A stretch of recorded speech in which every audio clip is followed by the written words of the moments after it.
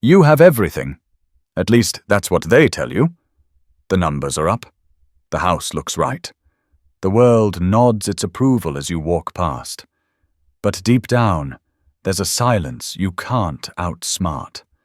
A cold, hollow space inside that no achievement seems to touch. You've tried to drown it in progress, to smother it with noise, to bury it under the weight of success. But the silence always finds a way back. It creeps in when you wake too early. It hums beneath the applause.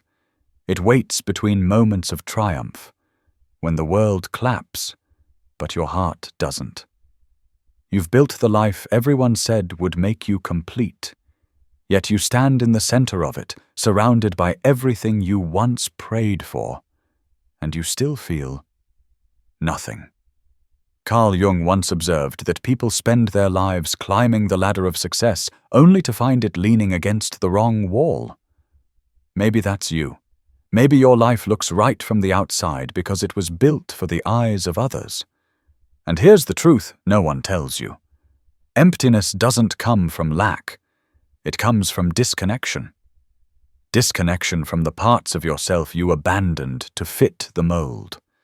Disconnection from what's real, from what hurts, from what actually matters. You thought happiness was a finish line, but it's not. It's the byproduct of integrity, the natural result of living in alignment with who you are. And when you trade authenticity for approval, you win the world, but lose your sense of being. That's the hollow victory. That's the quiet despair of having everything and feeling nothing. The worst emptiness is not the kind that comes from loss. It's the kind that comes from success. Because at least loss shows you what matters. But success can trick you into thinking you're fulfilled while your soul quietly starves. You see, you didn't fail at life. You just built it around a false center. You built it around what you thought would keep the pain away. But pain was never the enemy. Avoidance was. And now, all the trophies and milestones can't mask the truth. You don't need more. You need meaning. And meaning doesn't come from the outside. It comes from confrontation. The courage to look yourself in the eye and admit, something in me is missing, and I'm done pretending it's not. That's where the real journey begins. Not in acquiring more, but in uncovering what's been lost. Not in climbing higher, but in turning inward. Because until you do, you'll keep building higher walls around a hollow core and wondering why the echo keeps getting louder. You became who the world demanded you to be. Disciplined, reliable, admirable. You learned to keep it together, to smile when you were breaking, to speak carefully, to never show too much. They called you strong for hiding your pain. They called you wise for your restraint. But strength without honesty isn't strength. It's suppression disguised as control. Somewhere along the way, you stopped being you and became a performance. Every reaction rehearsed, every feeling edited, every truth softened to fit in. Carl Jung warned that the greatest tragedy of the human mind is that it forgets itself. And that's exactly what happened. You forgot. Not by choice, but by survival. Because somewhere deep in your past, you learned that being your full self was too costly, too messy, too much. So you buried your uncertainty beneath achievement. You replaced honesty with efficiency. You numbed your sensitivity with logic and called it maturity. And the world rewarded you for it. But the price of being accepted was the slow erasure of your soul. Now, that forgotten self, the one you silenced, it hasn't disappeared. It's still there, buried beneath your titles, beneath your composure, beneath every moment you said, "I'm fine." It's the restless pulse inside you when the world goes quiet. It's the ache behind your perfection. It's the dull throb of truth that won't stop calling. That self doesn't want to destroy you. It wants to be heard. It wants to be seen without judgment, without filters, without the pressure to impress. You can feel it, can't you? That pull toward something you can't name. A desire to strip away everything artificial and just exist as yourself again. Jung called this process individuation, the courageous act of becoming whole. Not the polished, untouchable version of you, but the real one, the one made of contradictions, doubts, and fire. It means facing the pieces you've abandoned, the anger you labeled wrong, the fear you pretended didn't exist, the sadness you shoved aside to stay functional, because those parts aren't your weakness, they're your missing truth. And until you reclaim them, you'll keep feeling hollow, like a sculpture carved from everything you thought you had to be. The forgotten self doesn't die. It waits. It waits for you to stop pretending. It waits for you to remember that being whole was never about being perfect. It was about being real. So stop running from the voice that trembles when it speaks. That's not weakness. That's your return. Stop silencing the emotions that scare you. They are the map back to who you are. The moment you turn toward the parts you left behind, something shifts. The emptiness begins to crack. Light seeps through the fractures. And for the first time in a long time, you don't feel lost. You feel found. Because that's where the real journey begins. Not in chasing what's missing, but in remembering who you were before the world told you to forget. There's a war no one talks about. It doesn't make headlines. It doesn't leave scars on your skin. But it burns in the silence of your own mind. You wake up, and it's already there. The quiet friction between who you are and who you pretend to be. The pull between the life that looks perfect and the life that feels true. Every day you fight a battle between the mask and the mirror, between the self you show and the self you suppress, between order and chaos, between control and truth. And here's the part most people never realize. The war within is not a sign of weakness. It's proof that something in you still refuses to die. Carl Jung said that one does not become enlightened by imagining figures of light, but by making the darkness conscious. That means this struggle, this tension you feel, isn't your downfall. It's your awakening. You've been taught to silence your darker emotions, to stay positive, to move on, to act as if pain is something you outgrow. But you don't outgrow pain. You outgrow avoidance. Because the emotions you run from don't disappear. They transform into anxiety, into emptiness, into the quiet feeling that something is wrong even when everything seems right. That's your shadow speaking. Not the bad part of you, the real part. The part that remembers everything you've ignored, every resentment you justified, every truth you buried under, "I'm fine." The shadow isn't your enemy. It's your unintegrated self, the pieces of your psyche that were exiled because they didn't fit the image you built. But here's the paradox. The more you deny those parts, the stronger they become. They leak through your tone, your habits, your fatigue, your addictions, your numbness. The shadow does not rest until it's seen. And that's why your peace keeps collapsing, because half of you is still in hiding. You can't win this war by suppressing the darkness. You win by understanding it, by walking straight into the battlefield of your own contradictions and saying, "I will not run from myself anymore." This is what Jung meant by integration, to hold the tension between your light and your dark, until they stop being enemies and become allies, because you are both. You are the builder and the destroyer, the calm and the rage, the healer and the wounded. To deny either side is to deny your humanity. The war within only ends when you stop trying to be good and start trying to be whole. That means admitting you're capable of more than you show, both in beauty and in brutality. It means taking responsibility for the parts of you that sabotage your peace. It means understanding that your flaws are not failures. They are fragments of truth waiting to be understood. The war within is where the real transformation begins, not in pretending to be better, but in daring to see yourself completely.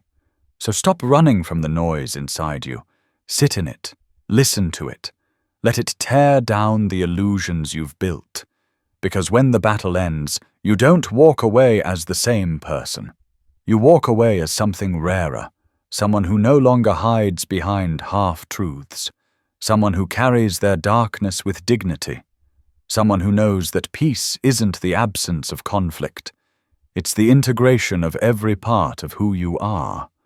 And once you reach that point, the war no longer destroys you. It refines you. It forges you. It makes you unstoppable. You've spent your life climbing toward success, toward certainty, toward some invisible summit where you thought peace would finally wait for you. But when you reached the top, you didn't find peace. You found a question. A quiet, unsettling question whispering through the emptiness. Is this all there is? That question is the beginning of meaning. Because meaning doesn't appear when everything feels right. It appears when everything you believed starts to fall apart. Carl Jung wrote that, "There is no coming to consciousness without pain." That's the descent. The moment the surface cracks, and you see what lies beneath the life you built. The moment when you realize your success, your identity, your routine, were only fragments of something much larger, something deeper, something you can't control. You see, we spend most of our lives trying to move upward, to transcend pain, to escape doubt, to rise above discomfort. But what if meaning isn't found in ascent, but in descent? Not in escaping your suffering, but in entering it fully, consciously, and without disguise. The descent isn't glamorous. It's raw, it's disorienting, and it strips away everything that isn't essential. It forces you to confront the truth that you've been constructing your life around external symbols, status, validation, certainty, while starving the internal world that gives them substance.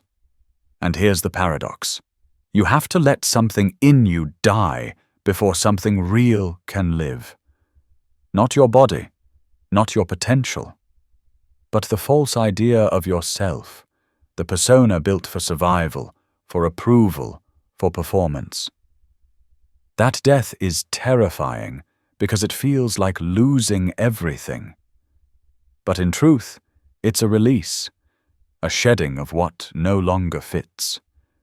Because what's dying isn't you. It's the version of you that was too afraid to live honestly. Jung saw this descent as a necessary initiation, the symbolic journey into the depths of the unconscious, where we meet our forgotten emotions, our contradictions, our unlived lives. It's not a breakdown. It's a breaking open. You will want to turn back. You will want to numb it, distract it, rename it. You'll tell yourself you're fine. But meaning is not found in comfort. It's forged in confrontation. It begins when you stop running from what hurts and start asking, why does this hurt? What is it showing me? What truth have I been afraid to face? And in that questioning, you start to uncover a strange, fierce beauty, The realization that your pain is not an obstacle to growth. It is growth. That the emptiness you feel is not absence. It's space. Space being cleared for something authentic to emerge. Meaning doesn't shout. It waits. It hides in the quiet decisions. When you choose honesty over approval. When you choose reflection over distraction. When you choose to stay in the discomfort long enough to learn what it's trying to teach you. That's the descent. The courageous act of sitting in the unknown until it reveals its lesson. And here's the miracle. When you go deep enough, when you stop demanding that life make sense and instead let it speak, you begin to see that your emptiness was never punishment. It was invitation. An invitation to rebuild from truth. To stop living a borrowed life and start living your own. Meaning doesn't come from finding answers. It comes from facing yourself. It's born in the tension between what you were and what you could become. So if you feel lost right now, if everything you built is crumbling, good. That's not the end. That's the entrance. The descent is not your destruction. It's your becoming. Because only when you've gone down into your own depths can you rise again, not as who you were, but as who you really are. There comes a moment, after the descent, after the breaking, after the silence, when something inside you stirs. It's faint at first. A pulse. A spark that refuses to die. It's not joy. Not yet. It's something older, deeper, the raw will to exist without pretending. The quiet, rising defiance that says, I will not live as a ghost in my own life anymore. For so long you've been burning out, not burning bright. Your fire was spent keeping up appearances, fueling expectations, maintaining control. You forgot what that fire was for. You forgot that it was meant to illuminate, not to consume. Carl Jung wrote that, the most terrifying thing is to accept oneself completely.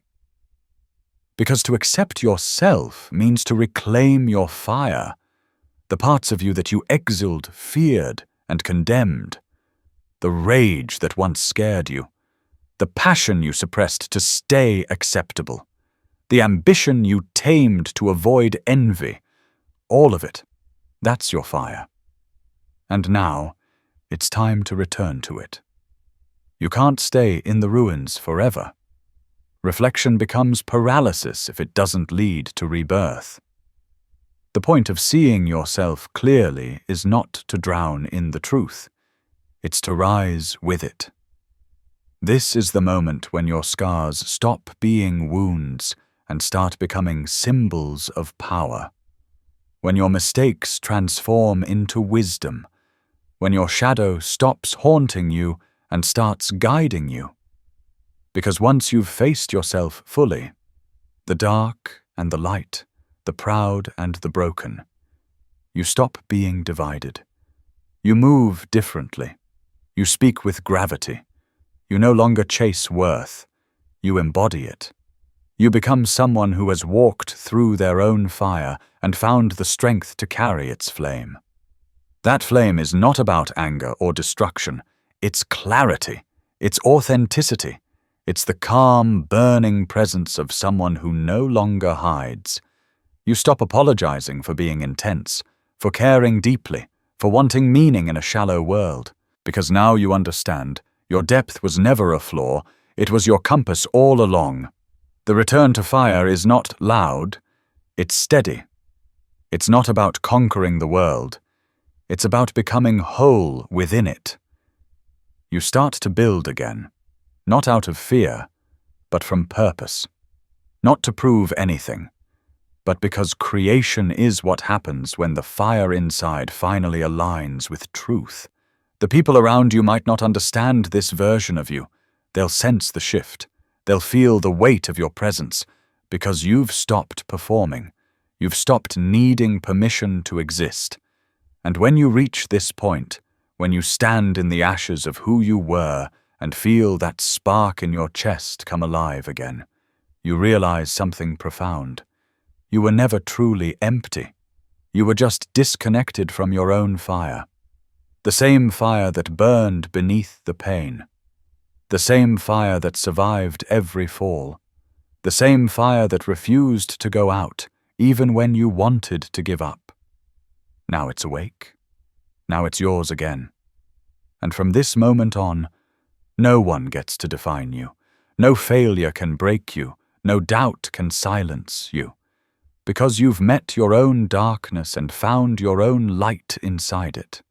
You've learned that the void was never the end. It was the beginning. So stand tall in the glow of what you've become. Not flawless, not invincible, but real. That's the return to fire, when you stop searching for meaning in the world and start creating it from within. When your life stops being an act of survival and becomes an act of truth. That's when the emptiness ends. That's when the silence breaks. That's when the fire rises, not to destroy, but to illuminate the life you were always meant to live. Now comes the hardest part, the part most people turn away from when it finally arrives. The moment after awakening, after reflection, after all the tears and realizations, when the truth demands to be lived. Because understanding yourself means nothing if you don't act on what you've learned. Awareness without courage becomes another cage. And you weren't meant to spend your life studying the door. You were meant to walk through it. This is the challenge. To live without the mask. To speak the truth you've discovered, even when your voice shakes. To stop chasing the world's approval and start standing in your own conviction. Carl Jung said, "The privilege of a lifetime is to become who you truly are." But privilege doesn't mean comfort. It means responsibility. The daily, deliberate choice to live aligned with what's real, even when it costs you your comfort, your habits, and sometimes your sense of certainty. You've seen what happens when you abandon yourself. You've felt the emptiness that follows when you live by imitation. Now the question is, will you dare to live as yourself, fully, fearlessly, and without apology? Because the world doesn't need more people who fit in. It needs people who are whole, people who have walked through their own hell and returned carrying light in their hands. People who don't just talk about truth. They embody it. That's your task now. Not to become perfect, not to escape struggle, but to stand inside it with awareness and purpose. The challenge isn't to avoid darkness. It's to move through it without losing your fire. It's to wake up each morning and choose integrity over convenience. It's to keep your heart open when cynicism tempts you to close it. It's to let your pain refine you instead of define you. Every day, you'll be tested. The old patterns will whisper, "Stay comfortable." Don't risk it. Hide who you are. It's safer. But you'll know better now. You'll hear those voices and recognize them for what they are, echoes of the person you used to be. This is your turning point, the crossing from survival into authenticity. From appearance into essence. From emptiness into meaning. You'll stumble, of course. You'll fall back into old habits. But this time, you'll rise differently. You'll rise with awareness. And that changes everything. So take the challenge. Not tomorrow. Now. Strip away what's false. Reclaim what's yours. Speak what's silent inside you. Walk through your fear until it bows to your courage. Because the emptiness you once feared was never your enemy. It was your call to awaken. And now that you've heard it, you can't unhear it. You are no longer the person who needs permission to be real.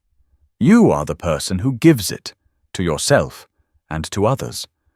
So rise, not as the version they expect, but as the one you finally remember being.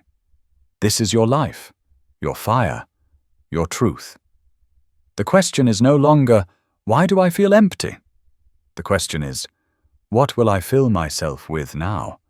And the answer, from this moment forward, must be one thing only: yourself, completely.